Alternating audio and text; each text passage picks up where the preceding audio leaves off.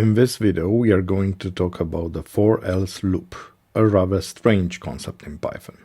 While rarely seen in the wild, it is nonetheless a Python feature you should be familiar with. For a better understanding of this concept, let's quickly recap the for loop construct. The for loop is used to iterate over a collection of elements and execute a set of instructions for each element in the collection. We have the for and in keywords that make up the loop construct. The item is the element in the iterable collection that is going to be different for each iteration. An iterable is any Python object capable of returning its members one at a time. Let's take this simple example to demonstrate the concept of the for-else loop in Python.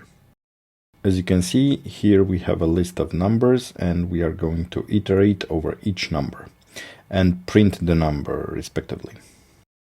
What do you think it will be the result after executing this code? We will get numbers 1, 2, 3 printed in the console, as well as the string no numbers. No numbers is printed because we looped over all the elements in the list and now the for loop finished. The same string no numbers will be printed if we had an empty list.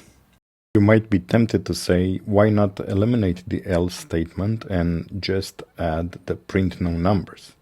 You would be correct, however, only in this case.